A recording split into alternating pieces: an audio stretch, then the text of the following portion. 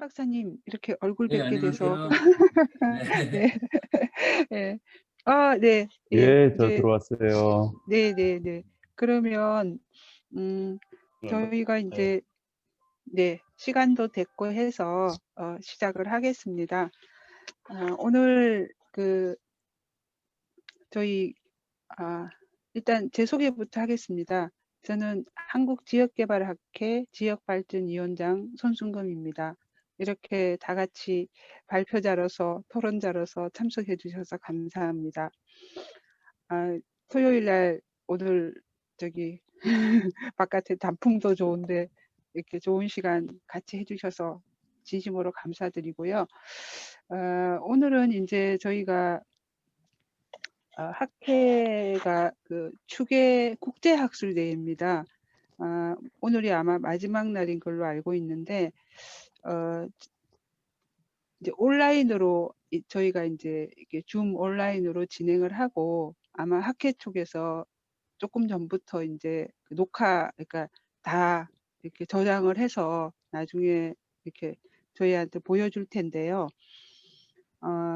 주제가 국토 균형 발전을 위한 지자체 지역 지원 체계 활성화 방안입니다. 그래서 오늘 인제 발제자로 두 분 LH 지역균형 발전 지원 센터장이신 허정문 센터장님이 지금 화면에 나와 계시죠. 안녕하세요, 센터장님. 예, 안녕하십니까. 네. 예, 서로 인사들 하시고요. 그다음에 또 이 분야의 전문가이신 국토연구원에서 오랫동안 재직하시다가 성결대학교에서 지금 학생들을 가르치고 계시는 이범현 박사님, 안녕하세요. 네, 안녕하세요. 이범현입니다. 교수님이시죠? 교수님. 예, 예, 안녕하세요. 가득했습니다. 예. 예. 그리고 오늘 인제 토론자로 저희 굉장히 모시기 힘든 분들 모셨는데요. 우선 수원시 지속가능발전재단 이사장님으로 이번에 자리를 하시게 된 네, 우리 이재준 임재준입니다. 이사장님. 안녕하세요. 안녕하십니까. 반갑습니다. 예. 그다음 인제 또 관악구청에서 오랫동안 정책 자문관으로 지역의 발전을 위해서 큰 역할을 하고 계시는 한경원 자문관님. 네, 안녕하세요. 반갑습니다. 안녕하세요. 예. 예. 그리고 이제 마지막으로 저희 LH에서 30여 년간 근무하신 이후에 아마 며칠 전에 용인도시공사 사장님으로 가셨습니다. 우리 최찬용 사장님. 예. 아마 오늘 좀 여러 가지 힘드신 상황에서도 참석을 해 주신 걸로 알고 있는데 안녕하세요. 예, 안녕하세요. 네. 예. 그래서 오늘은 인제 저희가 이렇게 속닥하게 이렇게 프로그램을 운영을 하지만 제가 봤을 때는 가장 중요한 알맹이 분들이 다 모이신 것 같아요. 그래서 인제 저희 프로그램을 시작을 하겠는데요. 우선 발표 순서는 발표 내용들 다 보셨겠지만 우리 허정문 센터장님이 먼저 LH의 지역균형 발전 지원 센터 어떤 운영 이런 거를 바탕으로 한 LH 지역 지원 체계 운영 사례에 대해서 먼저 발표를 해 주시고요. 그다음에 이렇게 하시죠. 토론은 2개의 발표를 다 하고 시간상 한꺼번에 해야 되기 때문에 토론을 진행하는 걸로 하겠습니다. 그다음에 인제 이범현 교수님께서 국가균형 발전을 위한 지역 지원 체계 구축 방안에 대해서 발표를 하시겠습니다. 저희가 이 녹화도 해야 되고 해서 줌 운영 시간을 맥시멈 1시간으로 잡고요. 그러다 보니까 발표하실 분들은 각 20분씩 정도 발표해 주시고 토론을 한 20분 뭐 필요하다면 조금 더 진행을 하는 걸로 하겠습니다. 그럼 우리 허 센터장님 먼저 수고해 주시겠습니까? 예, 안녕하세요. 저 허정문입니다. 제가 발표할 제목은 LH 지역 지원 체계 운영 사례로 되어 있습니다. 목차를 잠깐 소개드리면요. 우선 뭐 이렇게 추진하게 된 배경, 그 다음에 저희가 그 일환으로 추진하고 있는 지역균형발전지원센터 운영 사례, 그리고 요거를 통한 중간평가와 정책적 시사점 순으로 발표를 하겠습니다. 우선 추진 배경입니다. 잘 아시다시피 이제 우리나라는 수도권 집중이 어느 나라보다도 심각한 수준에 있습니다. 인구 50% 이상이 수도권에 몰려 있고요. 경제 활동의 70%에서 80%다 수도권에서 지금 일어나고 있습니다. 그리고 출산은 뭐 골고루 일어나고 있다 하지만 향후 30년 이내에 우리 228개 지자체 중에 한 47%가 다 소멸할 위기에 있다, 이렇게 분석되고 있습니다. 그리고 경제활동도 격차가 워낙 심해서 거의 수도권 공화국이다 할 정도의 지금 불균형이 심화되고 있습니다. 이런 상황에서 정부는 특히 이제 문재인 정부는 국정 운영 5개년 계획에 있어서 5대 목표 중에 네 번째로 그 고르게 발전하는 지역이라는 국가 균형 발전에 대한 강력한 의지를 가지고 있습니다. 어느 뭐 정권보다 또 강한 의지를 가지고 있다, 이렇게 볼 수가 있습니다.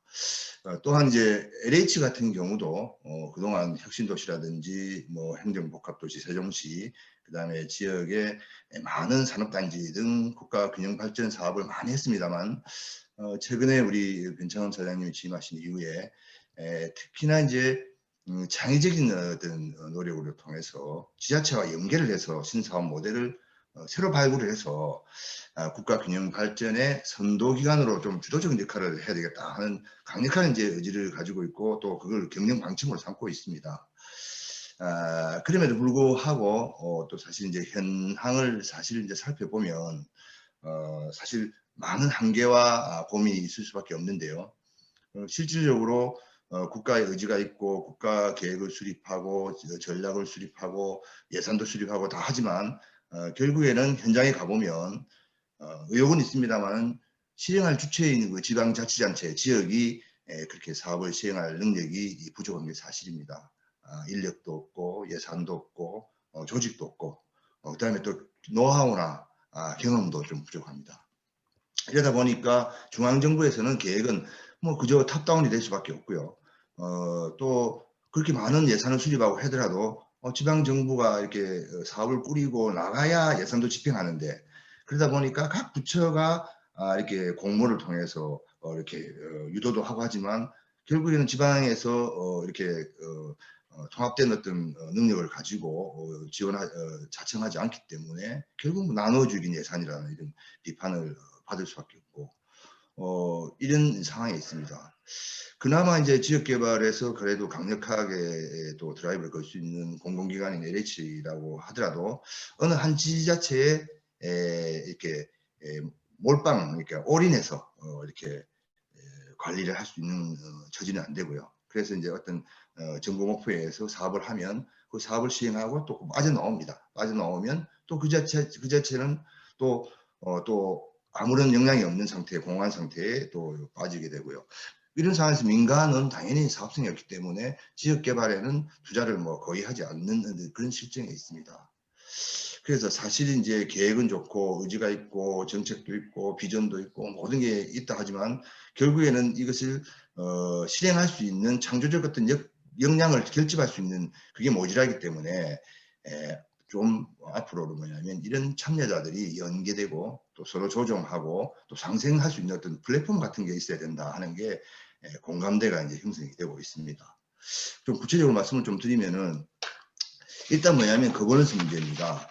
중앙부처 같은 경우도 각 부처가 따로 놀고 있고 지방정부는 지방정부대로, 또 지방정부는 너무 영세해서 어떤 역량을 발휘할 수 없고 전문기관이나 전문가들도 다 흩어져 있습니다. 그래서 이런 분들이 이런 이제 주체들을 좀 능동적인 주체로 규합을 해서 지역 발전의 어떤 동력으로 삼을 수 있는 어떤 거버넌스 체계가 좀 필요하다. 그래서 여기에 이제 LH가 좀 역할을 좀 해야 되겠다 하는 그런 측면이 있고요.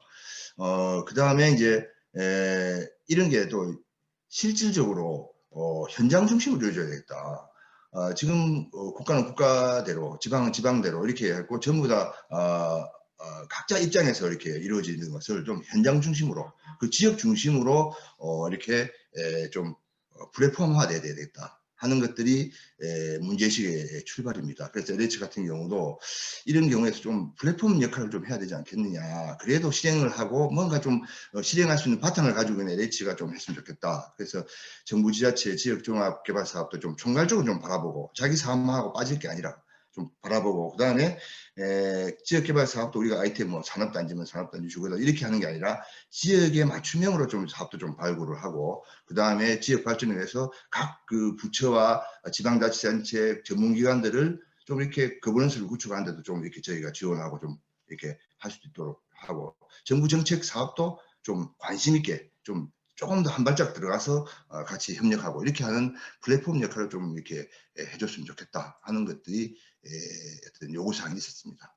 그래서 그 일환으로 저희가 먼저 출발한 게, 일단 지역균형발전지원센터를 좀 설립을 해서 이러한 어떤 장의 어떤 시발점으로 좀 삼자 하는 취지에서 지원센터를 먼저 설립을 하게 되었는데요. 이거는 이제 저희 공사의 그 내부 외부 전문가들을 이렇게 풀로 구성을 해서 지자체와 연계하고 어떤 지자체의 어떤 특화 사업이나 전략 수립에 필요한 어떤 그런 지식이라든지 심지어는 어떤 사업화라든지 어떤 계획이라든지 이런 것들을 직접적으로 좀 참여를 하고 자문도 하고 같이 이제 동참을 해서 이렇게 총무 역할을 할 수 있도록 하는 그런 것부터 이제 시작을 하자 해서 센터를 설립을 했는데요.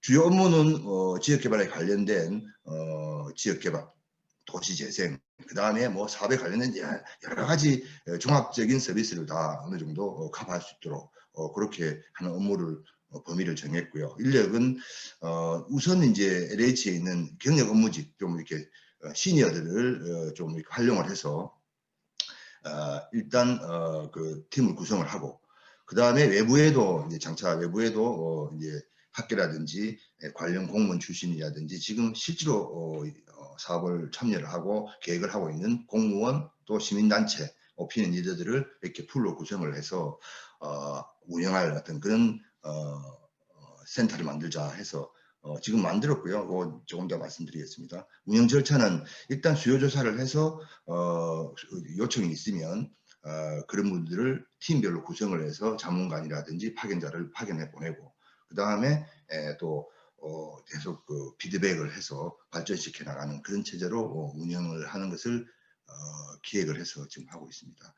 그 사례를 잠깐 말씀을 드리면요, 조금 간단하게 말씀을 드리겠습니다.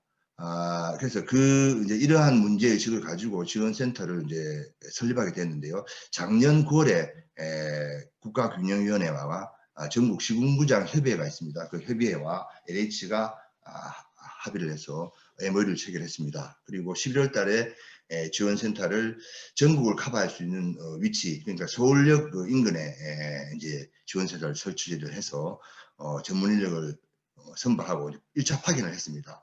그리고 또 좀 모자라기 때문에 요청들도 많고 해서 금년 5월 달에 또 추가 선발을 좀 하고 또 추가 파견을 좀 하고, 그 다음에 지난 6월 달에는 합동 교육도 시행을 했습니다. 수행 역할은 생략을 드리고요. 그래서 지금 이제 총 이제 운영 인력은 62명입니다. 파견은 지금 13군데 나가 있고요. 컨설팅 인원으로 지금 현장에 있는 분, 겸직을 하고 있는 분 합쳐서 47명. 그래서 사무국 인원 2명해서 총 62명을 운영하고 있고요. 컨설팅 같은 경우는 지금 파견을 가진 않지만 지자체 요청이 있으면 즉시 이제 저희가 이렇게 사안별로 출장을 가든지 회의를 소집하든지 해서 그 사업에 대해서 내지는 그 계획이라든가 지역 발전에 대한 방안에 대해서 같이 고민하고 협업해서 뭐 발굴할 건 발굴하고 이렇게 하는데요. 이 같은 경우는 이제 주로 이제 파견은 하지 않고 이렇게 자문회의식으로 좀 운영을 합니다. 이제 그렇게 운영을 하고요. 파견 같은 경우는 이제 지자체에서 좀 와주기를 바라는 데는 직접 거기 가서 출퇴근하면서 근무를 하게 되겠습니다. 근무하면서 지자체가 실시간적으로 이제 이러한 컨설팅 내지는 사업화 이런 것들을 하게 되는데요. 이 분들에 대한 비용은 LH가 급여라든가 이런 건 다 제공을 합니다. 그리고 재반 비용 같은 거, 특히 지방 같으면 주거비 같은 경우도 저희가 주거도 제공을 하고, 이렇게 하면 지자체에서는 확인 가시는 분들은 그냥 장소 제공만 하면 되는 걸로 이렇게 되어 있습니다. 이렇게 이제 운영을 실제로 했는데요. 작년 이제 말부터 이제 운영을 하기 시작해서 지금은 46개의 지자체가 이제 신청을 했는데 불구하고 저희가 나간 데는 지금 뭐냐면 16군데로 나가 있고요.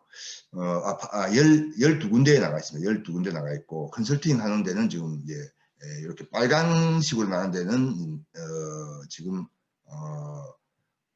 파견되어 있는 지자체고요. 나머지는 저희가 컨설팅을 주로 하고 있습니다.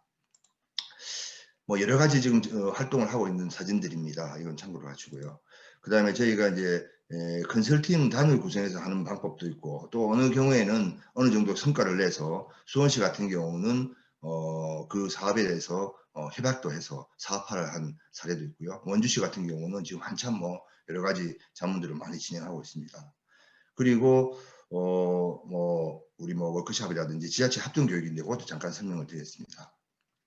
그 다음에는 이제 저희가 이렇게 자문 활동을 하다 보니까 홍보가 덜 돼서 지자체에서 이렇게 모르는 분들도 있고, 이 지역 개발에 대한 이해가 부족하고 그 이해도의 차이라든지 또 어떤 서로 교류가 또 안 돼서 인식의 차이 이런 게 많습니다. 그래서 교육을 지자체와 LH 자문가들이 한꺼번에 같이 이제 교육을 하는 이런 교육을 시행을 했습니다. 그래서 이제 작년 올해 6월 5일부터 총 이제 8회에 걸쳐 36시간을 이제 시행을 했는데요. 그 주요 분야는 지역균형 발전 사업, 그 다음에 뭐 도시 재생, 특히 이제 뭐 지방도시 도시 재생을 중심으로 많이 교육을 했습니다. 그 다음에 저희가 하는 지역개발 사업이라든지 지역개발과 관련된 여러 가지 기법들의 사업들이 많이 있습니다. 생활고시 SOC 사업이라든지 여러 가지 사업들이 있는데요. 빈집 매입 사업 같은 거 이런 거 많이 있습니다. 그런 것 같은 경우도 다 공유할 수 있도록 사업을 이렇게 교육을 꾸몄습니다. 교육 내용은 이렇게 자료로 참고로 보시면 되고요. 근데 이렇게 이제 저희가 이렇게 출발을 해서 지난 1년간 이제 운영을 했는데요. 아직 이제 뭐 초기 단계이지만 그동안 약간의 이제 느낀 점, 시사점, 그 다음에 어떻게 좀 평가를 해본다면 좀 간략하게 정리를 해서 한다면 몇 가지 평가를 할 수 있는 부분이 있어서 정리를 했습니다. 사실은 이제 저희가 이렇게 이런 기구를 만들어서 국가균형위하고 시군구 협의회하고 저희하고 이렇게 이제 했습니다만, 제일 여기에 숨어 있는 자료이기 때문에 표시를 안 했습니다만, 제일 애로가 코로나 사태였습니다. 그래서 실질적으로 접촉을 통해서 이런 활동이 활성화되는데 거기에 상당한 제약을 많이 받았었습니다. 그래서 이제 특히 이제 초기에는 저 경북 지역에 상당히 이제 코로나가 많이 있어가지고 그 지역에 하고는 이렇게 좀 컨택조차도 어떻게 표기되어 있습니다만 연락도 연락을 좀 연락 정도만 하지 어떻게 이제 컨택할 수가 없었기 때문에 그 분위기에서 신청을 해놓고 성사 안 되는 것들이 지금 20개 정도가 있습니다. 근데 이제 성사를 해서 이제 이렇게 간 데는 파견이 17명 이렇게 돼 있는데 17군데 돼 있는데 조금 차이가 있습니다. 그래서 했는데 지금 그 나가 있는 이제 그 파견된 부분들하고 컨설팅하는 부분에서 저희가 좀 이렇게 현황으로 이렇게 말씀을 드릴 수 있다는 것은 이게 지역 개발에 대한 주제가 지자체에 가면은 사실은 이 지역 균형 개발의 어떤 정책이라든가 지역을 위한 거지만 그 지역에 가보면 현안 중에 여러 현안 중에 하나입니다. 그래서 어떻게 보면 제일 처음에는 지자체장이 되게 적극적인 자세를 가지고 있지만 실무자들은 그게 너무 일상이기 때문에, 그러니까 낙후된 그 자체가 너무 일상이기 때문에 지역 균형 발전에 대한 사업에 대한 그러한 이 인식도나 이런 것들이 그렇게 의지가 그렇게 높지가 않은 것을 우리가 알 수가 있습니다. 그 다음에 이제 또 이 사업을 하다 보면 저희도 이런 무상 사업을 하기 때문에 무한정 인력을 보유하고 있지 않는 이런 한계도 좀 있고요. 그 다음에 아직까지 이런 기능을 잘 모르고 있기 때문에 이런 종합적 협력적 거버넌스라든지 플랫폼 같은 기능을 할 수 있는 이런 데 동참을 할 수 있는 어떤 이런 지금 자세라든지 홍보가 좀 안 돼 있습니다. 저희가 이제 이런 게 아직도 이제 초창기이기 때문에 그런데요. 그래서 보면 이제 어쩌다 보면은 이런 활동들이 초창기에는 관심이 많은데 주로 이제 공모 사업이라든가 이런 데 어떤 도움을 받고자 하는 단순한 어떤 이제 기능의 요청이 많습니다. 실제로 해보면. LH 같은 데 하고 이런 전문가들이나 이런 게 이렇게 만약에 지역을 발전을 해서 한다면 다른 건 다 필요 없고 그가에서 고민하고 있는 한 가지 지금 파견간 데는 이제 좀 그래도 종합적인 게 많이 있습니다만은 그래도 어떤 한 사안에 대해서 도시 재생이면 재생 공모에 대해서 좀 도와달라. 뭐 이런 정도의 일들이 많고요. 그래서 이제 또 초기에는 또 많은 이제 관심들을 가지고 막 물어보고 뭐 이렇게 컨설팅을 많이 받습니다. 그러나 이제 실행은 한참 걸리기 때문에 초기에는 관심도가 되게 높다가 이제 좀 떨어지는 어떤 그런 경향도 있고요. 구체적인 사업화가 장기화적으로 일어나고 그러니까 사업화가 이렇게 빨리 안 일어나면 이렇게 좀 지속이 되기가 힘들다 하는 이런 한계도 있습니다. 그래서 이제 저희는 앞으로도 이제 이런 활동은 컨설팅 위주로 뭐 하는 것보다는 사업화 위주로 컨설팅을 하는 것이 좋겠다. 지식의 공유, 정보의 공유도 중요하지만 오히려 어떻게 하면 사업을 발굴해서 같이 사업화를 만들어가는 쪽으로 이렇게 좀 가는 것이 좋겠다 하는 것들이 저희가 이제 좀 중간에 저희 활동을 하면서 많이 느낌 받았습니다. 또 한 개 시사점으로 또 말씀을 드리면 저희가 이제 교육을 같이 해봤는데요. 교육을 하니까 특히 코로나 때문에 그런데 지방 도시는 여전히 이제 코로나 거리 문제 때문에 오히려 수도권에서 가장 여성적으로 참여를 했습니다. 그리고 오히려 이제 지역 균형 발전을 목표로 하지만 지역 균형 차원에서 아까 말씀드린 바와 같이 어떤 한 부서에서 이렇게 종합적으로 관리하는 데가 없기 때문에 지자체 같은 경우도 재생이면 재생, 자기 과목에 대해서 자기 부서에 관련된 과목에만 관심이 있기 때문에 참여도가 좀 낮지 않았나 이런 생각이 좀 들고요. 물론 코로나 여파도 있는데 특히 또 이제 교육 내용에서나 관심도로 이렇게 보면 참여도가 그걸 반영한다고 볼 수가 있는데요.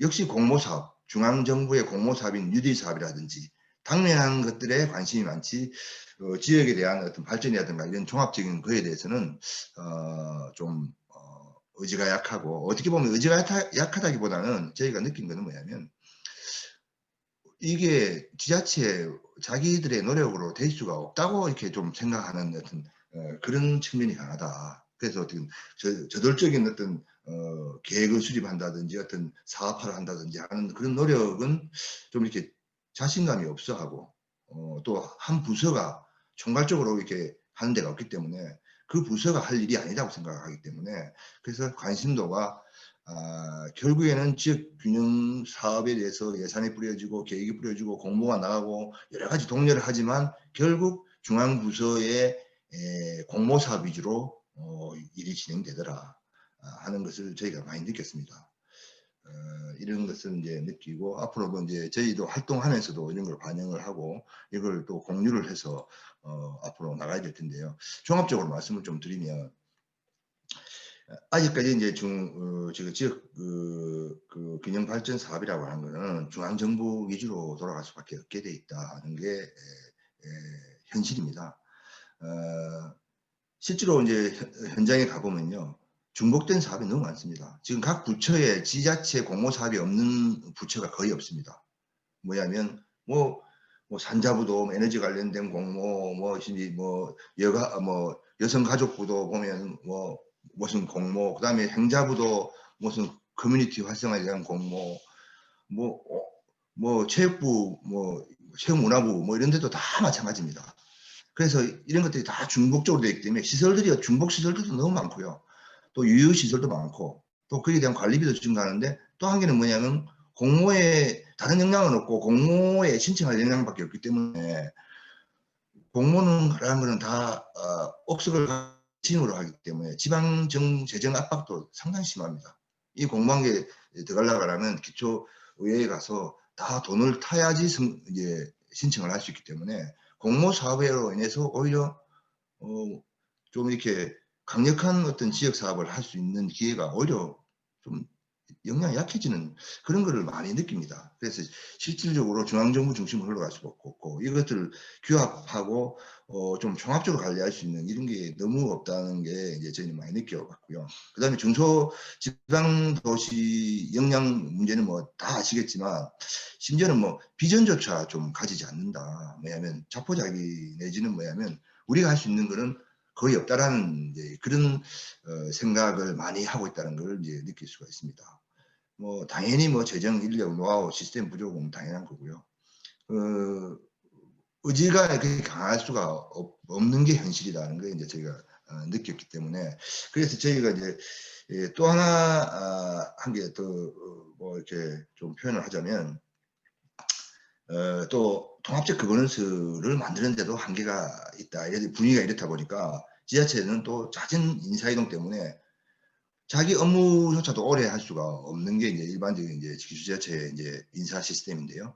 그러니까 전문가도 없고 또 거기에 대한 어떤 애착을 가진 사람들이 이렇게 오래 지속적으로 관리를 하지 않습니다. 그다음 공공사업자 전문가들도 이런 상황이다 보니까 사업성도 없고 또 뭐냐면 거기에 인구도 없고 관심도도 없는 지역 사업에 대해서는 참여도가 또 낮을 수밖에 없고요. 민간 사업자는 당연히 사업에 지역 사업 외에는 관심이 없습니다. 그래서 앞으로 지금 저희가 지원하는 어떤 이런 사업에서도 지금 좀 더 저희가 좀 시사점이라 한다면 네트워크 구축 좀 더 강화해야 되겠다.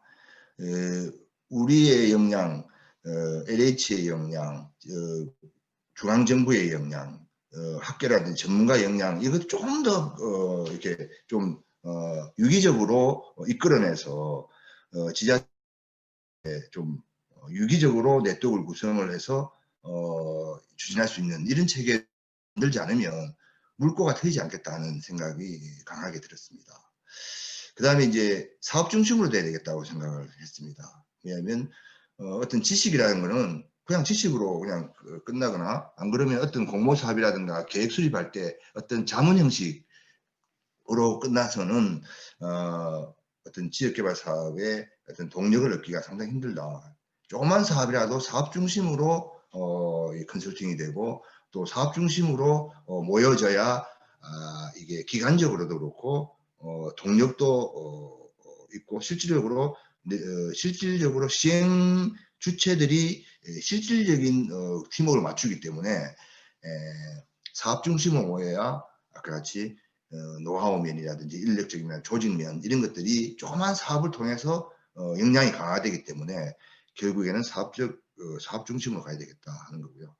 마지막으로 제가 좀 아쉽게 또 생각하는 건 뭐냐면 이러한 시스템이라든지 우리가 지원 체계를 마련하고 정부에도 고민하고 학교에도 고민하고 우리 뭐 학회도 마찬가지지만 그렇게 하고 있지만 이것들이 저 일선에 220 지자체의 일선의 공무원들한테까지 전파돼서 같이 한번 의기를 모아보는 데는 상당한 시간이 걸릴 거로 보입니다. 그래서 여기 같은 경우는 지속적으로 교육도 하고 홍보도 하고 각 지금 주체들이 이런 인식을 해서 이 좀 더 이 정보나 이런 시스템에 대한 홍보 이것들을 좀 강화를 해서 역량을 결집해야 되는 거 아닌가 이런 생각을 해봤습니다.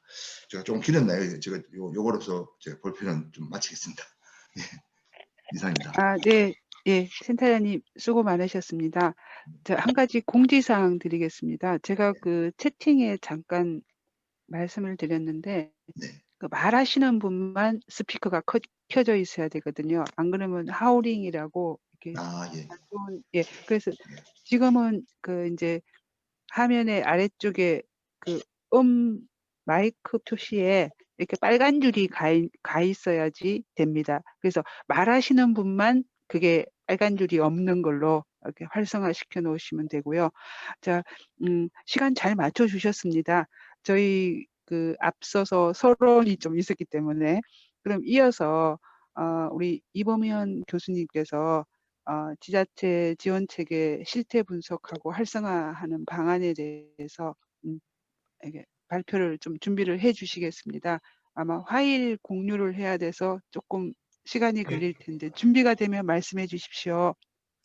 네, 지금 다 보이시나요? 파일이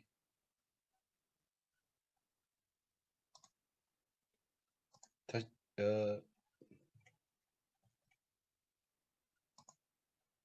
공유하겠습니다. 파일 보이시나요?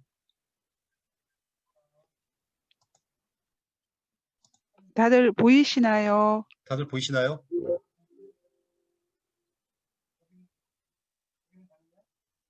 저만 안 보이나? 응? 잠깐만요. 지금 헛세타량 그 마지막 장만. 예, 예, 예. 네, 그것만. 제 거를 지워야 되는데 제가 빠져나오는 걸 모르겠네요. 잠깐만요. 예. 잠깐만요. 제가 빠져나오는 걸 그냥 지워볼까요? 네.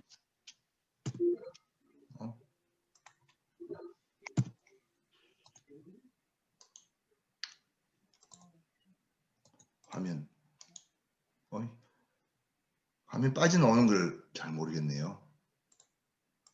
그 공유 눌러서 공유 해제를 하는 게 있을 텐데. 공유 중지가 있네. 네, 공유 됐습니까? 아, 예, 예, 예, 됐습니까? 네, 됐습니다. 예, 예. 네, 네, 네. 자, 그러면 지금 그 이범현 교수님 외에는 예, 마이크에 그 빨간 줄이 나오도록 한 분들. 자, 그러면은 발표 시작하도록 하겠습니다. 다 보신다는 가정하에 제 발표를 시작하도록 하겠고요. 오늘 제가 발표드린 내용은 이 국가 균형 발전을 위한 지역 지원 체계인데 기본적으로는 제가 무슨 심도 있는 연구를 통해서 이렇게 나온다기보다는 그간의 어떤 관련 자료들이나 이런 내용들을 바탕으로 해서 앞으로 이게 나가야 될 우리 균형 발전의 어떤 정책과 방금 전에 허정무 차장님이 얘기하신 지역 지원 체계의 어떤 하나의 어떤 이슈 정도를 던져준 자료를 이렇게 이해하시면 될 것 같습니다. 거기에 따라서 어떤 배경 서두 부분인데요. 잘 알고 계시는 부분이기 때문에 사실은 제가 그 부분은 많이 좀 생략하도록 하겠습니다. 가급적이면 15분 내에 끝내도록 노력해 보겠습니다. 우리나라 그 균형 발전 정책은 사실은 제가 보기엔 2000년 이전에는 별다른 게 없었다고 생각합니다. 왜냐하면 경제의 성장이 가장 큰 어떤 이슈였기 때문에요. 성장 중심의 그런 정책이었고 농업청 지역 중심의 정책이었다면 저는 2000년 이후에 노무현 정권 들어와 특히 2004년에 본격적으로 우리 균형 발전 정책이 생각됐다고 생각합니다. 거기에 따라서 세종시나 혁신도시 이게 만들어졌던 거예요. 물론 저도 세종시 계획에 참여를 했지만요. 그게 본격적인 시작이었고 그게 이제 이명박 정권, 박근혜 정권을 오면서 약간은 조금씩 변화는 있었지만 그 근간은 노무현 정권의 이런 이 균형 발전 정책이 근간이 됐다고 봅니다. 그래서 그거를 계승한 게 저는 문재인 정권의 정부의 어떤 균형 발전 정책이라고 보는데요. 이거는 제대로 성공하지 못했다라고 생각하는 분이 있는데 앞으로 만들어 나가야 되는 부분이라고 생각합니다. 분권과 혁신과 포용에 대한 부분인데 이 국가균형발전위원회를 본격화하게 가동하면서 사실은 제가 2006년도에 수도권 인구, 뒤에도 좀 나오긴 했지만 수도권 인구 비율이 48.5%였던 게 기억이 나는데 지금 2020년도에 제가 확인해 보니까 50.5%가 넘어서 오히려 인구 집중이 더 가속화되는 현상이 됐고 수도권 집중이라는 현상 아까 허 처장님도 말씀드렸지만 심각하게 이루어지는 상황입니다. 그래서 저는 기본적으로 국가균형 발전은 그래서 당연히 수도권 집중 때문에 앞으로 계속해야 되고 차기 정권이나 아니면 앞으로 어떤 정권이 오더라도 핵심적인 어떤 정책적인 방향이 아닐까라는 생각이 듭니다. 이런 부분들은 다 아시는 내용이기 때문에 생략하도록 하겠습니다. 산업 및 일자리의 불균형이 단위 있고요. 저는 일자리의 불균형에 대해서 굉장히 좀 우리가 주목해야 될 부분 중에 하나라고 생각하고 있습니다. 그래서 이런 일자리를 균형적으로 맞춰주는 부분. 근데 사실 그런 부분에 대한 것들이 아직까지 잘 안 돼 있다는 것들 좀 한계가 있다고 생각하고요. 그리고 이런 인프라에 대한 것들도 굉장히 경부축과 남해안을 중심으로 됐기 때문에 이런 것들에 대한 것도 굉장히 불균형해서 이루어졌는데 이걸 좀 주목해야 된다고 생각하고요.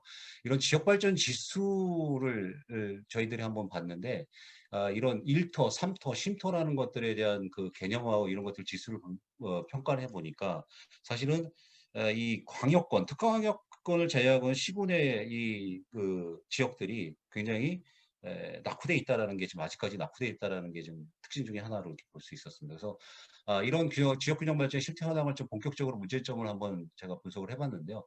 물론 이거는 좀 더 검토를 해야 되는 부분 중에 하나로 봅니다. 그리고 여러분들이 많이 내용을 미리 이 자료를 보여드리기 때문에 개략적으로 설명드리면 제가 이 자료를 이번에 세미나를 준비를 하면서 한번 찾아본 게 있는데 이 헌법 개정안에 나와 있던 것들에 대한 국가균형 발전의 정의를 한번 봤습니다. 신설하는 건데요. 이 주요 내 골자가 봤더니 국가자치분권이라는 것들을 분권회라는 걸 신설하고 재정조정제도를 신설하는 게 되어 있습니다. 그래서 앞으로 만약에 이 헌법이 개정된다면 여기서부터 이렇게 진행돼야 될 것이 아닌가라는 생각이 들고요. 이게 큰 틀에서의 어떤 균형 발전의 어떤 틀이 되지 않을까라는 생각이 들고 방금 전에 허 차장님도 얘기하셨지만 이 대통령 직속 자치분권 자료에 의하면 현재 15개 부처 30개 사업이 예산이 균형발전 사업이 지금 1조 3천억 정도 수준이라고 지금 돼 있습니다. 굉장히 많은 사업들이 이루어지고 있는데 이게 너무 복잡하게 이루어지고 있다는 겁니다. 그거를 다루는 소속기관, 그러니까 정부 부처는 방금 전에 공모 사업으로 대부분 하고요. 그걸 이루는 또 소속기관이 있고요. 도시재생이 담당한 소속기관은 흐트러져 있고 그걸 또 자치단체가 받고 광역자치단체가 받고 거기 또 이제 하위자치단체가 있고 이게 너무 복잡하게 집행되는 운영 체계가 있다는 겁니다. 굉장히 큰 문제라고 보고요. 이걸 체계적으로 만들어줄 필요가 있을 거라고 생각하고 있습니다. 그리고 이제 여기에 그런 사업들이 굉장히 많이 있다는 게 한 3장에 걸쳐서 나오는데 국토부, 행안부, 뭐 문체부 이거 각각 설명 안 되겠는데 각각 부처들이 여러 가지 사업들을 가지고 진행을 하고 있는데 이게 산발적으로 일어나고 있고 이걸 체계적으로 이루어지지 않고 있다는 게 가장 큰 문제점 중에 하나로 생각합니다. 사실 지난 정권에 이것들을 체계적으로 하게 균형발전위원회에서 여러 가지 그 정책적인 평가나 이런 것도 시도를 하긴 하겠는데 이번 정권에는 이런 부분들이 잘 안 되고 있다는 개인적인 생각이 들고요. 이건 뭐 참고적인 사례입니다. 도시재생도 마찬가지라고 생각합니다. 이게 체계적으로 광역과 도시, 중심지가지 이런 공간적인 범위나 이런 것들을 고려해서 도시재생 사업을 이루어져야 되는데 그냥 공모 사업으로 막 이루어져 버리니까 이게 균형발전이나 지역발전이라는 체계하고는 잘 연계가 되게 안 돼 있다고 생각하고 있고요. 실질적으로 저는 균형발전 사업이 이루어지려고 그러면 아까 일자리하고 연계라는 부분 얘기했는데 이게 행안부에서 하고 있는 사업 중에 하나입니다. 지역과 청년이 지금 상생할 수 있고 직접적으로 청년한테 자금을 지원하는 제도거든요. 청년들이 공모를 하면 거기에 자금을 직접 지원해 주는 겁니다. 거기는 중간에는 행안부의 연구소가 하나 껴 있는데요. 이런 사업들이 앞으로는 좀 많이 활성화돼야 되지 않을까라고 생각을 하고 있고요. 여기에는 사실은 지자체가 빠져 있습니다. 여기에는요. 지자체가 빠져 있는데 이 청년공동체 활성화 사업 같은 것들이 지금 멘토도 만들고 청년들을 지원해주는 프로그램들이 있는데 이게 하나가 우리가 주목해 볼 만한 어떤 사례가 아닐까라는 생각입니다. 만약에 H가 어떤 특정한 사업을 지자체하고 연계한다 그러면 이런 사업하고도 연계해서 공동체 활성화 사업을 진행해주는 역할을 한다 그러면 하나의 롤이 되지 않을까 생각이 들고요. 세 번째는 결국 이제 청년 활동가가 그렇게 되면은 네트워크 활성화, 그러니까 지방 정부가 활성화된다는 건 저희는 청년에 좀 주목을 해야 된다고 생각합니다. 일자리와 청년에 주목을 해야 된다고 생각합니다. 결국 이런 네트워크 활성화, 이런 거버넌스 체계하고 연계된 부분들이 하나 있어야 될 거라고 생각을 하고 있고요. 네 번째로는 결국은 이제 저희가 이 결국은 이제 청년이라는 말씀인데 청년도 주민이 될 것 같은데 이런 지역주도 주민의 이 산업의 활성화와 연계돼서 일자리 발굴과 같이 공통해서 총합적으로 추진되는 사례들이 앞으로 계속 있어야 될 것 같은데 좀 주목해 볼 만한 것 중에 하나의 사례가 서귀포 감귤 융목화 6차 산업지구 조성 사업입니다. 그래서 제가 여기 여러 번 이제 참여해서 이제 멘트도 하고 그랬는데요. 사실은 이런 사업 활성화를 위해서 인적 자원을 개발하고 이런 산업을 활성화하는 것까지 연계된다는 부분들이 저는 굉장히 좀 시사점이 높은 사업이라고 생각합니다. 사례 중에 하나로 이제 마지막으로는 그 해외 사례입니다. 뭐 이런 여러 가지 많이 알 수 있는데 사실은 일본 같은 경우는 사실 이런 이 지역 발전을 위해서는 이 총리 직속 내각에 이런 사업들을 할 수 있는 창센본부를 설치해서 하고 있습니다. 이런 거버넌스 체계에 대한 것도 논의도 좀 필요할 것 같고요. 그리고 이 계획 제약 제도 같은 그런 부분들, 지자체와 국가 간에 하는 그런 계획 제도 같은 부분에 프랑스가 하고 있는 부분들도 우리가 주목해야 할 만한 사례가 아닐까라 생각합니다. 이런 부분들은 앞에서 중복된 거기 때문에 좀 생각을 하는데요. 결국 이제 그런 것들을 종합해서 저희가 본다고 그러면 지역 균형 발전이라는 틀 안에서 이 대규모 물리적인 개발 사업보다는 일자리 창출이랄지 이런 것들, 추진 주체나 이런 것들이 다 일관성 있게 독립성을 갖고 추진해야 될 필요가 있다고 생각을 합니다. 그래서 결국 저는 기본적으로는 중앙 부처 간의 연결성이 굉장히 이거는 계속해서 어떤 정권이든 나왔던 얘기이긴 한데요. 어쨌든 도시재생 사업도 마찬가지입니다. 사실 실질적으로 도시재생 사업을 하기 전에도 사실은 부처 간 연계 사업을 가장 핵심 목표로 했는데 실제로 굴러가는 걸 보면 사실 이런 부분들이 잘 안 이루어지고 있는데요. 그런 부처 간 사업의 연결성에 대한 부분, 우리가 계속 해야 되는데 그런 역할 중에 하나가 지역지원 체계가 아닐까라는 생각이 들고요. 그리고 사업의 지속 가능성이 지금 없다는 단발성 사업이랑 아까 말씀하셨고요. 지역성이라는 것들이 잘 고려가 안 됩니다. 천편일률적입니다. 어디를 가나 다 일자리 창출 하는데 청년 일자리 매개하고 있고 어떤 특색 있는 사업들이 잘 안 되고 있다는 거고요. 그 단계적 체계적으로 이런 모델 개발이 필요하다는 겁니다. 그래서 그것들을 위한 여러 가지 제도 개선이나 한 것들이 필요하는데 거기에 대한 큰 방향을 몇 가지를 제안하고자 합니다. 기본적으로 저는 지금 하고 있는 여러 가지 사업이 있는데 과거에 했던 사업들이 광역경제권, 경제권, 지자체 단위 뭐 이렇게 해가지고 단위 어떤 소규모 단위의 그런 사업들이 많이 잇따라오면 앞으로는 이런 대내의 어떤 여러 가지 여건 변화, 디지털 유전일지, 그린 유전일지, 4차 산업혁명일지 여러 여건 변화에 따라서 지역의 혁신 성장을 독려할 수 있는 초강력적인 협력 사업을 좀 추진할 필요가 있다고 생각합니다. 특히 이제 포스트 코로나 시대에 대비해가지고 언택트 산업들 이런 게 지금 여러 가지가 많이 있는데 경북도 같은 경우는 이미 경북도와 충청권이 연합해서 바이오 산업을 같이 연계해서 하는 사업을 해보자 이런 것들을 하고 있고요. 경제 산업 벨트를 이렇게 만들자고 이렇게 초강력적으로 하는 사업들이 이루어지고 있습니다. 그래서 그런 초강력적 사업이 앞으로 코로나 시대에 대해서 굉장히 필요할 거라고 생각하고요.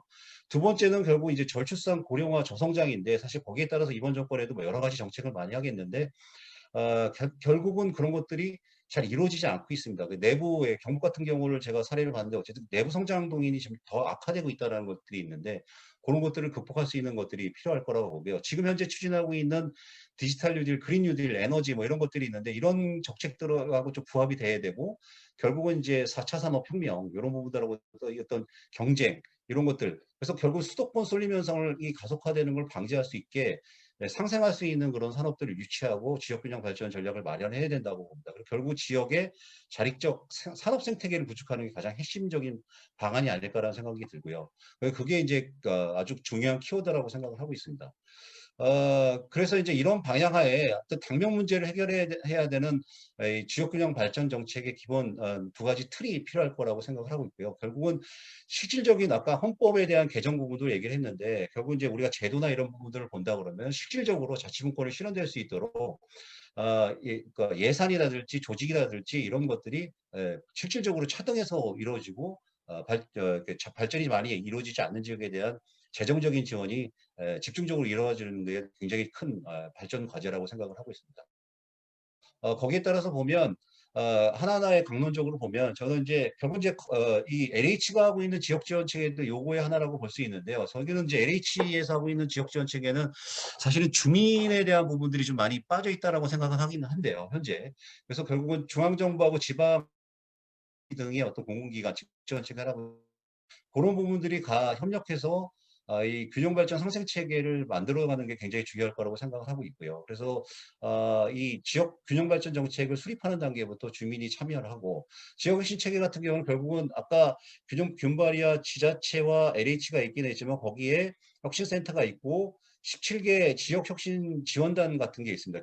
균발이나 이런 게 있는데 이게 현재 하고 있는 이런 협의하고 같이 이 거버넌스 체계를 구체적으로 만들어 나가는 포괄적으로 지역하고 계약하고 운영하는 그런 체계들을 발전시켜 나가는 게 굉장히 중요할 거라고 생각하고 있고 그다음에 이제 그 지역인재 연계 취업 지원하는 것들이 굉장히 중요하다고 봅니다. 지역인재 물론 이거에 여러 가지 비판적인 얘기도 많이 있습니다. 제가 국토연구원 다닐 때 사실 인력 중에 많은 부분들이 이제 지역인재들을 채용하고자 하는 그런 인센티브도 있는데 결국 지역대학하고 지자체 공공기관하고 연계된 클러스터 요것들을 만드는 것들 그러니까 대학하고의 연계형 하는 그런 계획들을 만들고 그것들을 클러스터화 시키는 것들 그런 것들 앞으로는 계속 지속적으로 좀 만들어야 해야 된다고 생각을 하고 있고요.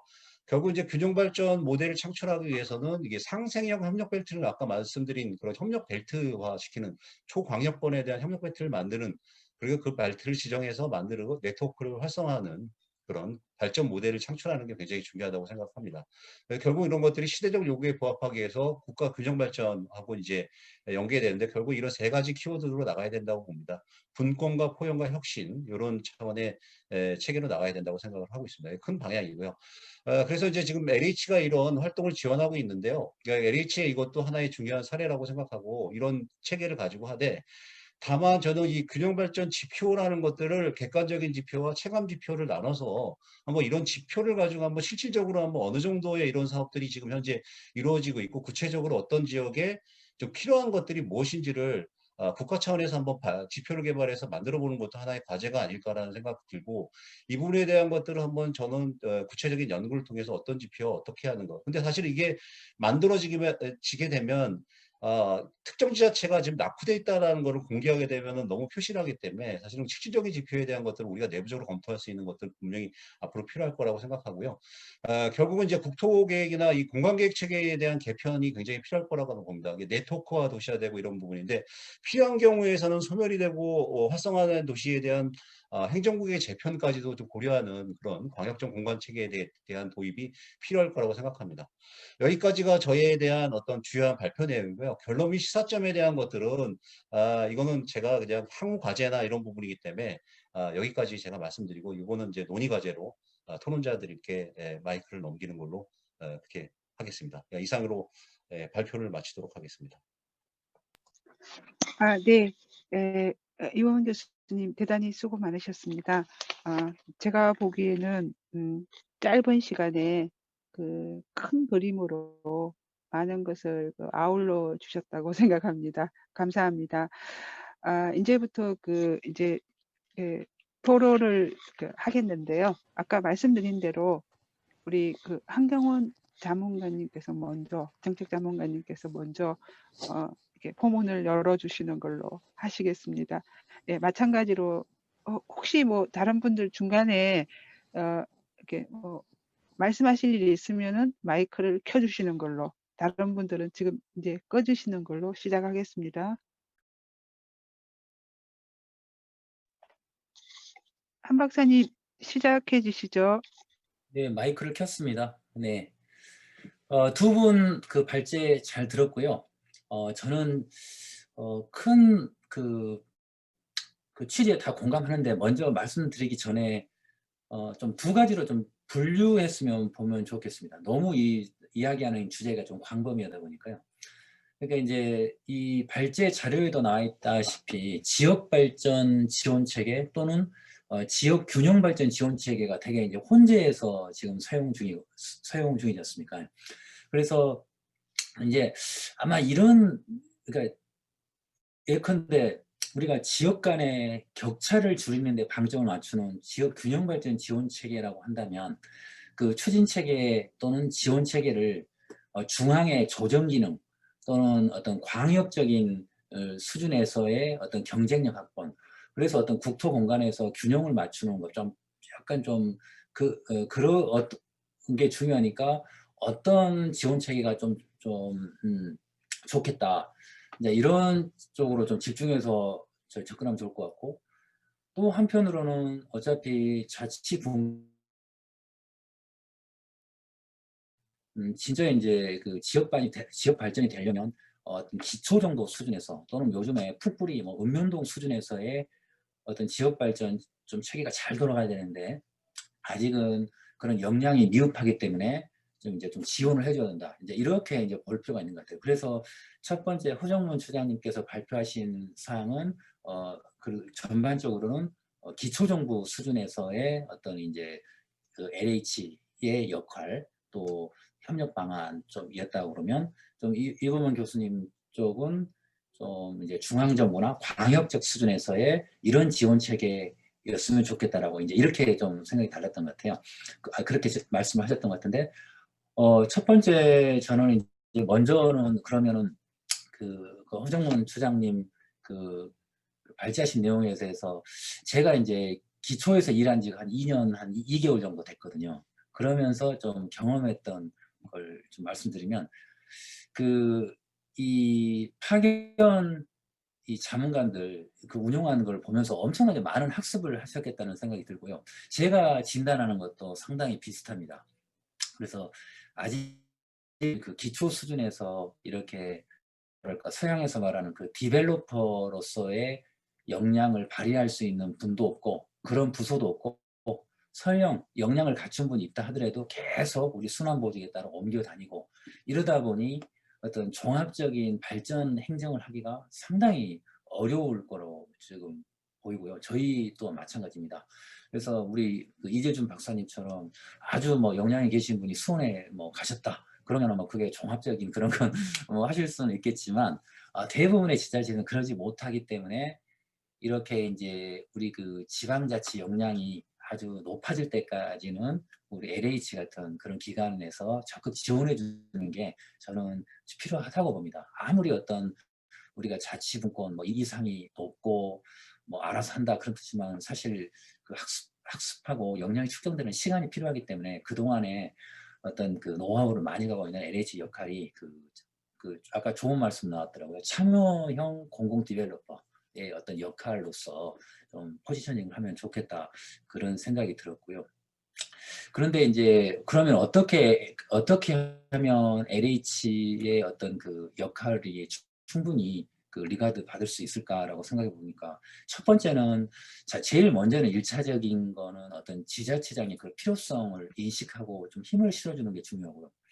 그런데 이제 지금 문제는 뭐냐면 그 다음에는 곧바로 이제 실무서나서 어떤 문제를 풀려고 하는데 사실 이제 제가 정확한 제 직책 타이틀이 정책 자문관이 아니고 우리 그 정책 보좌관이거든요. 그리고 또 이제 혁신정책 연구단장을 제가 겸직을 하고 있는데 이제 저희 같이 예를 들어서 단체장님하고 좀 아주 가깝다거나 아니면 연구 기능까지 또는 기획 기능까지 한다고 그러면 뭐 도시 재생이든지 뭐 다른 새로운 뭐 이런 그 신규 시책을 이렇게 떨어지게 하면 그런 종합 기능을 발휘하는데 대부분은 과 단위로 다 쪼개져 있기 때문에 좀 어렵습니다. 그래서 저는 특히 정무적인 그 역할을 하시는 분들하고 되게 연대를 하면 좋은데 대부분 LH가 일하는 방식이 뭐냐면 처음에 그러니까 이 자문관 저희 그 선호 파악할 때도 이런 협의회에서 어떤 이렇게 메시지가 나가고 그다음에 공문이 기획예산과로 딱 나가고 나서 이제 하는데 기획예산과에서 아주 열심히 하거나 아니면 지역의 현안이 뭐 도시재생 사업 이런 게 또는 공모 사업이 많이 있어가지고 LH하고 우리가 좀 연대를 하거나 힘을 받으면 좋겠네 유리하겠네 하고 판단 하는 경우 그런 경우는 아주 적극적으로 하는데 대부분은 일을 만들려고 하지 않기 때문에 부서의 어떤 문서 자체도 서로 회람하지도 않고 의견도 수렴하지 않고 뭐 그런 상황이 많을 거니까 상당히 이제 좀 그 단체장하고 좀 가까운 어떤 그 정무직들 또는 임기직 공무원들하고도 연계를 많이 한다고 그러면 좀 조직 동원하기가 좀 좋겠다는 생각이 들고요.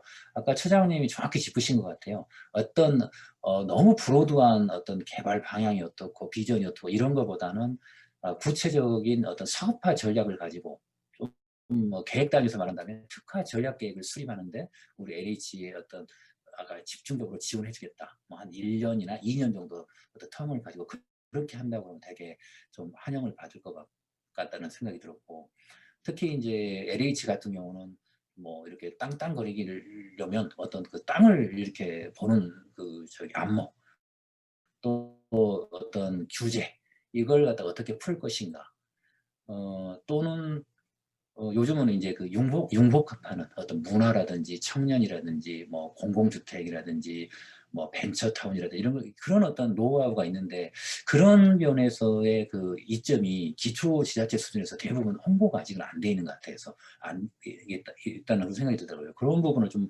강조한다고 그러면 상당히 큰 역할을 하지 않을까 이제 그런 생각이 들어서 지금은 뭐 일단은 뭐 1, 2년 정도는 시험 단계지만 앞으로 계속 이렇게 노력한다고 그러면 상당히 그 실질적인 우리 그 지역 발전에 도움을 주지 않을까 그런 생각이 들었습니다.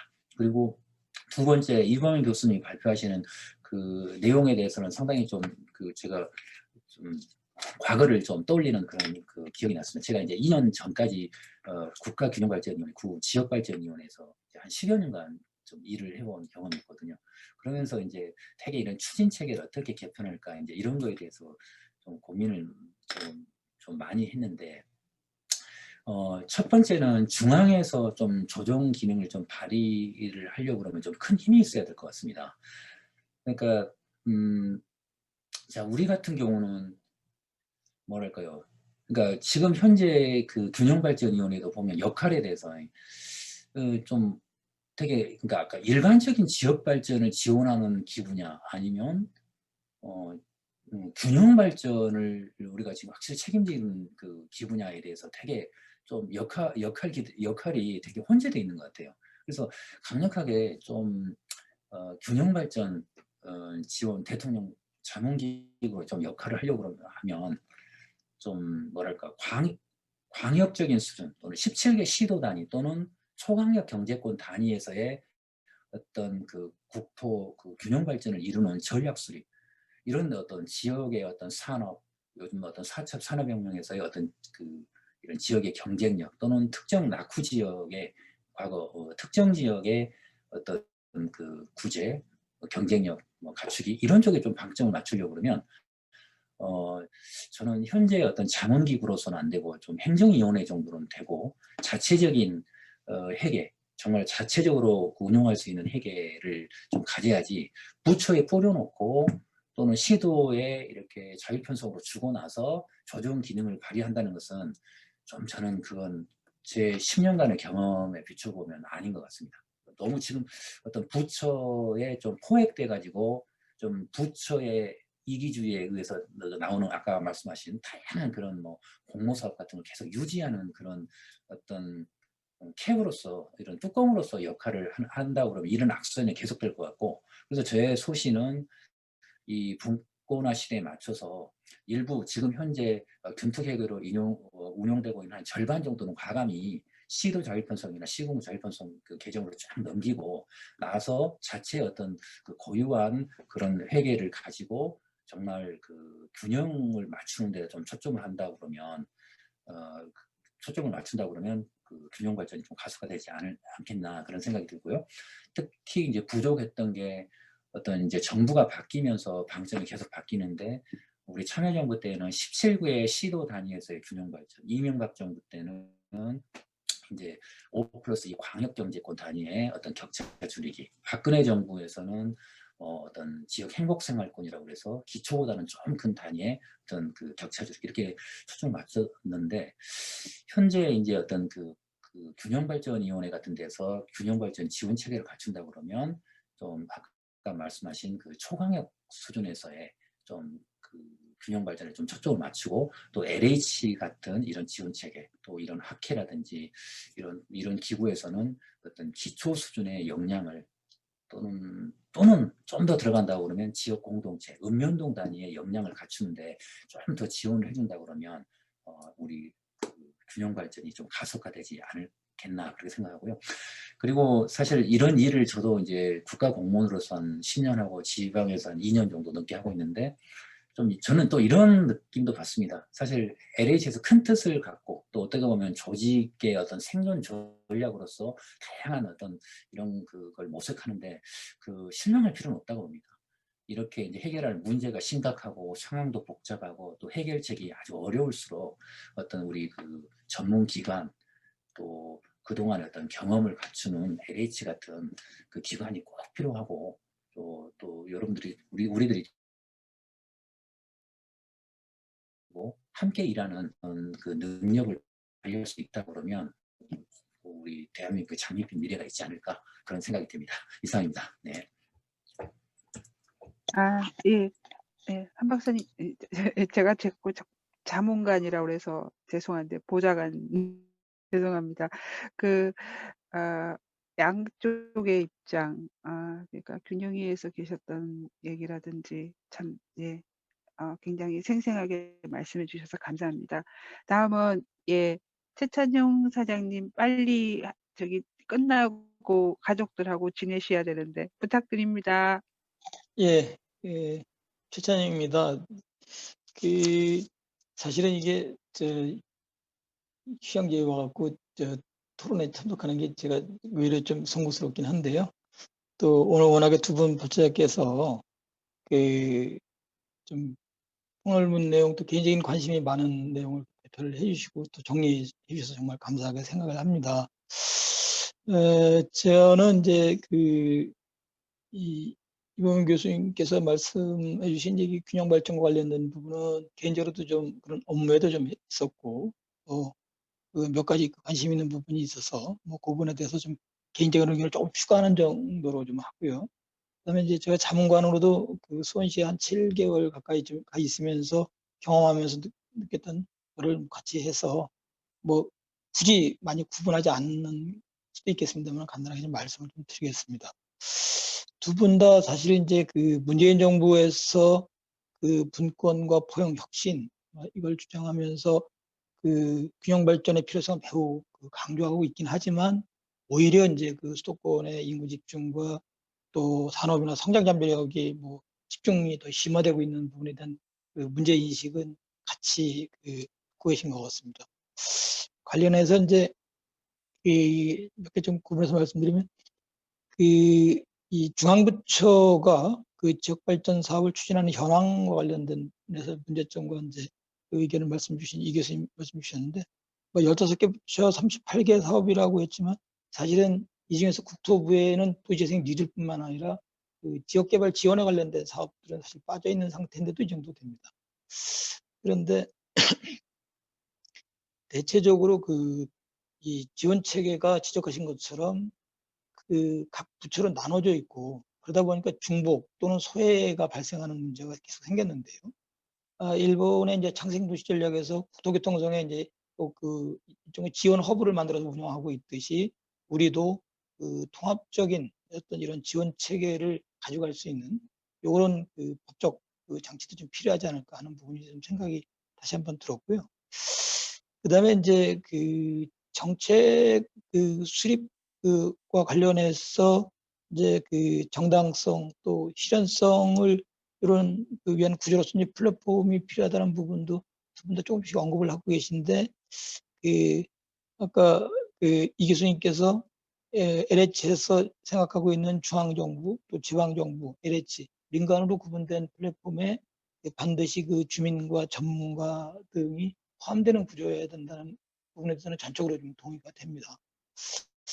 또 하나는 지역 균형 발전과 관련된 플랫폼이 이제 이 정책 수립에서 상당한 역할을 하게 될 텐데요. 근데 그 전에 이게 권역 단위에 대한 전제나 이제 사업적 사고들이 좀 있어야 되지 않을까 하는 생각입니다. 예컨대 이제 대도시권 또는 중소도시권, 농어촌권 정도로 뭐 굳이 이렇게 구분할 필요는 좀 일부 있다. 다만 이제 그거를 연계에 있어서는 아까 네트워크 도시 부분에서도 뭐 바로 연결될 수 있을지 모르겠습니다만은 연계에 있어서는 뭐 다양한 이 연계 모델을 생각할 수 있겠지만 아무튼 좀 더 실현성을 높이기 위해서는 뭐 대도시권 같은 경우 주요 광역교통망이나 이제 그런 부분의 역세권과 같은 이런 부분의 활성화를 위한 사업들에 뭐 중점을 두면서 오히려 지역으로부터 관심을 좀 더 살린다든지 또 중소도시권이나 농어촌권 같은 경우에는 도시 간 연계나 협력에 관련된 사항 같은 거를 좀 사업화할 수 있는 방안들에 대해서 좀 더 관심을 갖게 한다든지 하는 부분이 중요하지 않을까 싶습니다. 예컨대 그 전에 제가 좀 봤던 자리이긴 하지만 문경하고 상주가 소방 헬기하고 뭐 정수장 시설을 상호 각각 부담을 좀 나눠서 서로 이렇게 상생했던 사례들도 아마 여러 군데에서 아마 얘기가 되기도 했었는데요. 근데 그렇게 지역 간의 협력을 연결을 시켜주는 이런 기능으로 쓰였던 플랫폼도 충분히 생각할 만한 사항이 되겠다 하는 생각이 좀 들었고요. 제가 다소 두서없이 말씀을 드리게 되네요.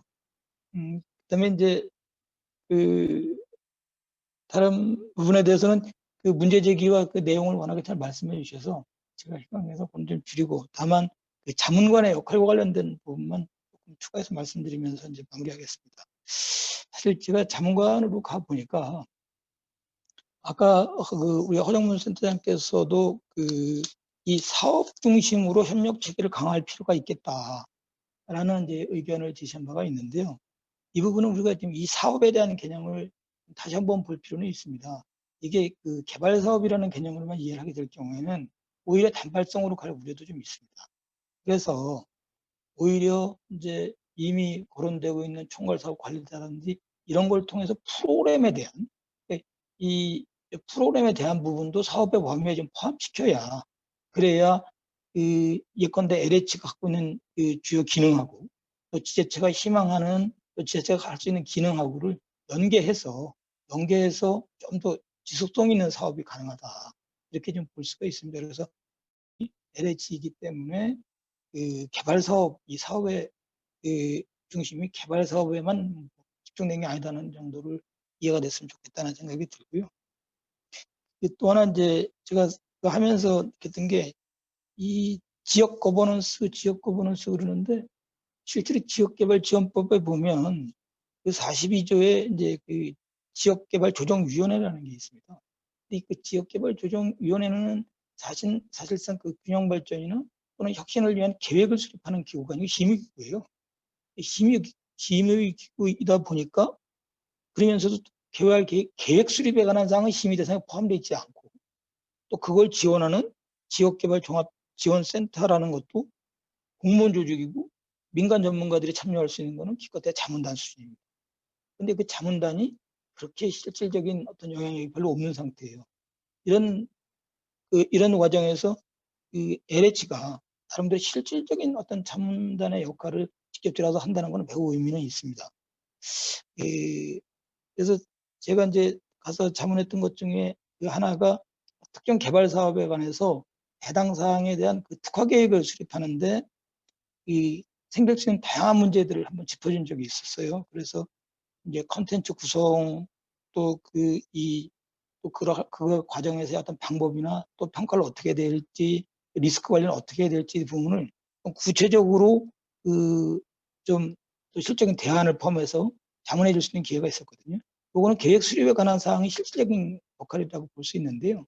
그래서 우리 지역개발지원법이나 또 관련 이런 그 균형발전 관련된 법령상에도 이 심의가 해놓은 거를 심의하는 게 아니라 계획 수립 과정에 대한 부분을 실질적으로 자문하는 그런 그 기능을 할 수 있도록 하는 것도 매우 필요하다. 향후에 이제 LH 자문관의 역할도 조금 더 그런 것까지 확장해서 진행하면 더 좋지 않을까 하는 정도. 죄송합니다. 제가 다소 수서없이 이렇게 말씀을 드리겠습니다. 예. 아, 네.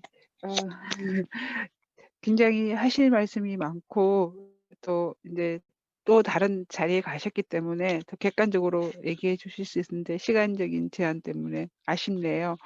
네, 다음에는 저희 그 대한국토 도시계획학회 정책자문단장님으로서 그리고 또 이제 또 수원시 지속가능 제가 풀네임을 잘 모르겠는데 예, 재단 이사장님으로서 이렇게 자리를 해 주셨는데요.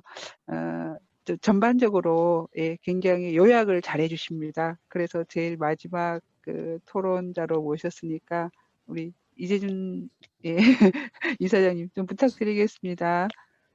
네, 여러분 오늘 즐거운 경험을 하고 있어요. 잘 들리시나요? 네. 네. 우리 허정문 우리 본부장님, 이범현 교수님 좋은 발제, 너무 심혈을 기울인 발제를 해주고 두 분 토론자님 좋은 토론 잘 주셨습니다. 특히 한 박사님 11월 달 우리 국토학회 발제자를 한번 모시겠습니다. 허락하시는 거죠? 10년간의 균형 발전 한번 정리해 주셨으면 좋겠습니다. 저는 이제 학자 경험도 있고 또 행정 경험도 있고 또 시민사회, 최근에 정치인 경험도 좀 있어서 이걸 여러 각도에서 볼 기회를 가졌어요. 그런데 이제 몇 가지만 좀 정리를 드리면 그동안 저도 이제 연구도 하고 행정에 참여하기도 하고 중앙의 분권과 자치에서 위원회에 들어가서 활동도 했는데 이렇게 가만히 들여다보면 중앙정부가 분권의 의지가 있느냐 진짜로 지방정부는 진짜 자치의 의지를 갖고 있느냐 이런 의문을 좀 가지게 됩니다.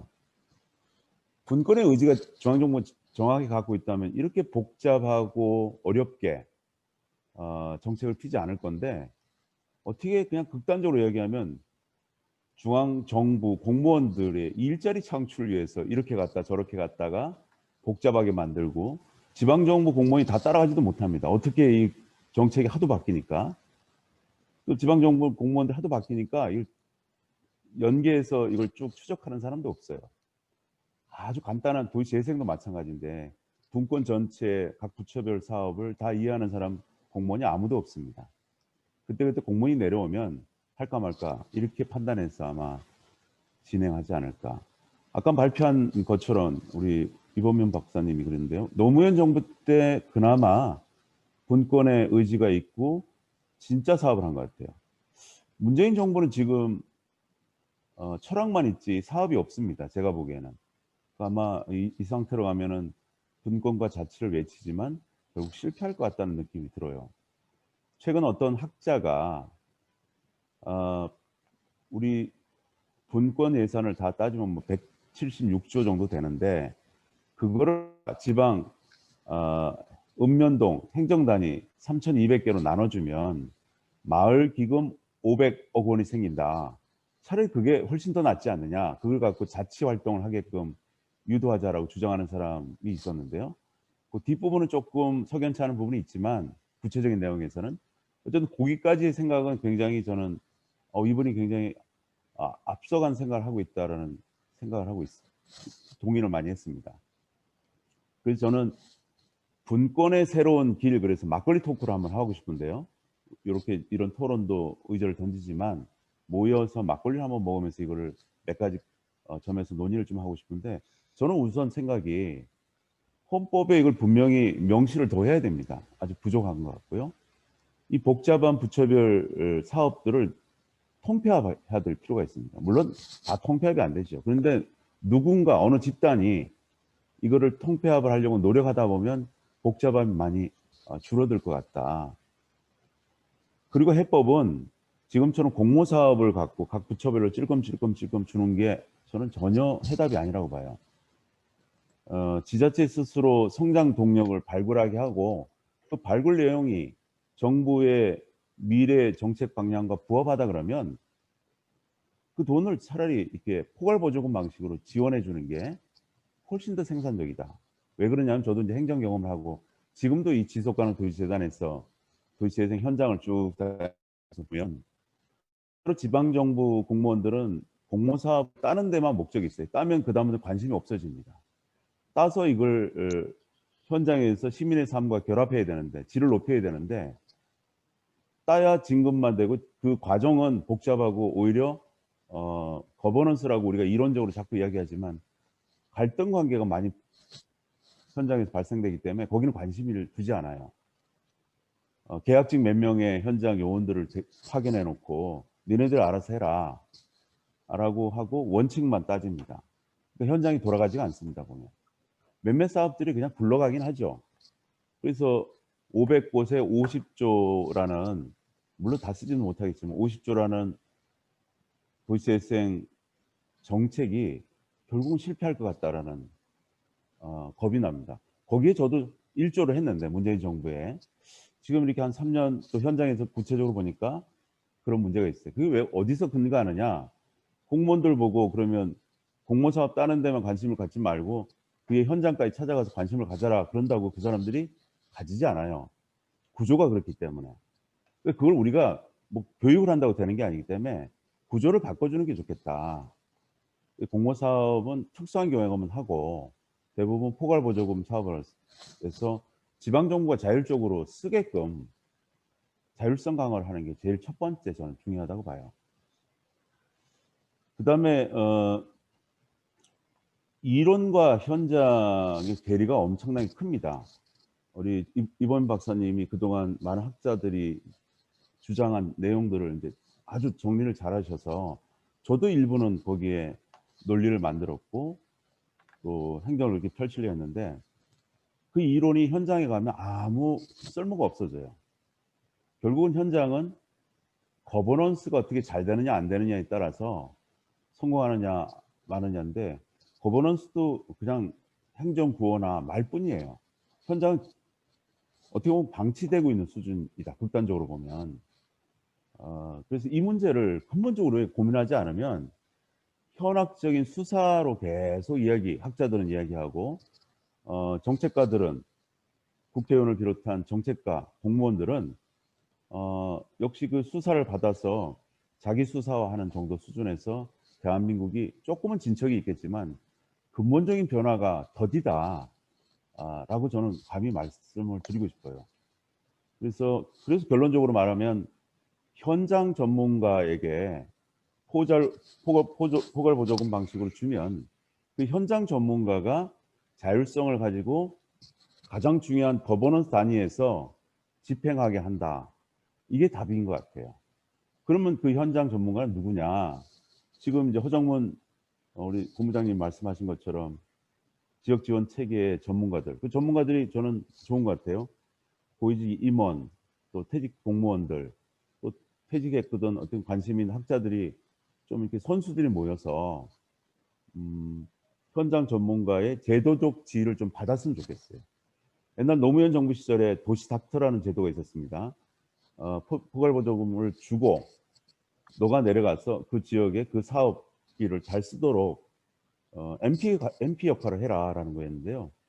그 과정을 저도 참여를 했었는데 나쁘지 않는 경험이었어요. 그런 것처럼 현장 전문가, 파견 전문가가 제도적 지위를 확실히 받고 아까 사업 단위 말씀을 하셨는데 사업이 개발 사업이든 프로그램 사업이든 어떤 사업이든 그 사업의 MP 역할을 지휘를 받는 거죠, 확실하게. 그리고 플러스 지자체의 다양한 자문 역할을 하는 것이 이 LH 지원 체계든 아니면 우리 전문가 제도의 성공을 좀 할 수 있지 않을까 이렇게 생각하고 정리를 하겠습니다. 막걸리 파티 한번 하시고요. 한 박사님 12월을 초청드리겠습니다.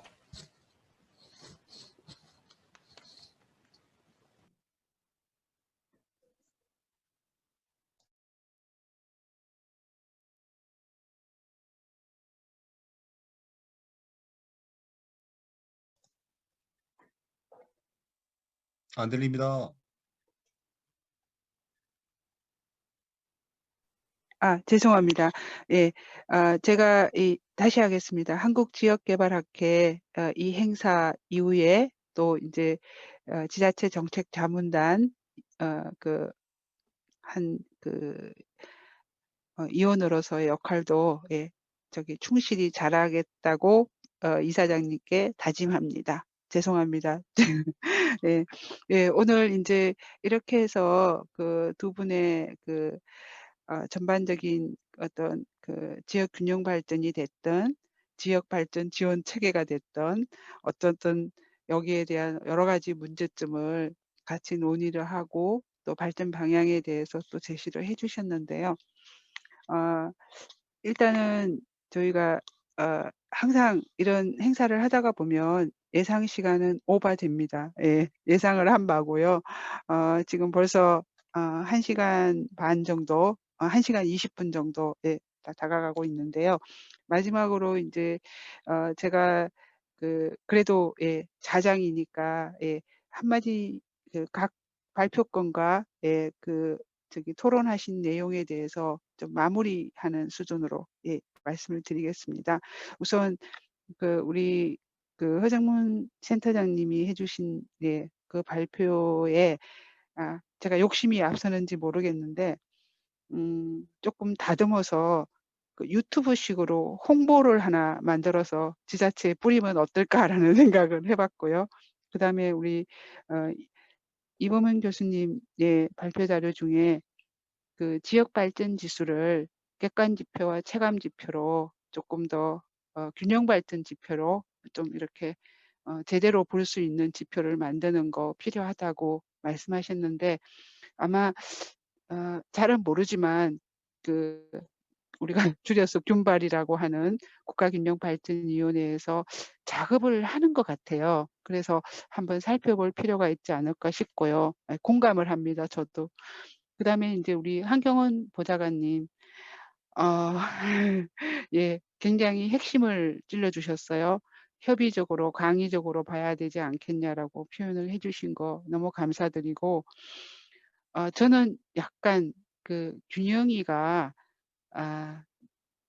물론 일자리 아까 이범현 교수님 말씀하신 대로 그 중요한데 산자부 중심의 그 체계로 흘러가는 것 때문에 공간을 소홀히 하는 거 아닌가라는 생각을 하고 있습니다. 예, 그래서 그 부분에 대해서 다음에 한번 같이 얼굴 보고 우리 이재준 이사장님 말씀하신 이사장님 지평 막걸리가 좋을 것 같아요. 맛있더라고요. 예, 지평 막걸리 먹으면서 한번 논의를 해봤으면 좋겠고요. 다음에 이제 우리 그 최찬용 사장님 말씀해 주신 것 중에 사업에 프로그램을 넣어야 한다는 거, 굉장히, 예, 그 용어를 찾기 힘들었는데, 예, 제가 개발 사업만이 아닌 프로그램을 같이 넣어야 지속 가능하다는 말씀, 네, 예, 굉장히, 예, 귀담아 듣겠습니다. 그 다음 이제 세 번째 우리 이재준 이사장님이 말씀해 주신 역시 그 모든 걸 다 경험하시고 아우르시는 예, 그런 결론적인 말씀을 해주셨는데 저는 여기서 제일 마음에 드는 말이 선택과 집중이었습니다. 마을 단위 500억이 더 의미가 있다. 예, 저는 예, 이거 계산 한번 진짜 해봐야 될 것 같아요. 진짜 너무 예, 좋은 예, 결론을 해주신 거. 예, 다시 한번 말씀드리지만 오늘 이렇게 조촐하게 이게 좀 온라인 회의로 온라인 그 저희 프로그램으로 진행이 됐는데 다음번 우리 지자체 정책자문단 3차 예, 회의에 저희 포럼이나 세미나에서는 서로 얼굴 보면서 또 이렇게 좋은 시간을 가졌으면 좋겠습니다. 그리고 마지막으로 오늘 그 저희 줌을 진행하도록 도와주신 한국지역개발학회 그 노유정 간사님 감사드리고요. 또 호스트로 역할을 해주신 계석현 씨 감사드립니다. 예, 혹시 끝나기 전에 한마디 하시고 싶으신 분 있으시면 마이크 열어주시기 바랍니다. 제가 한 5초 기다릴까요?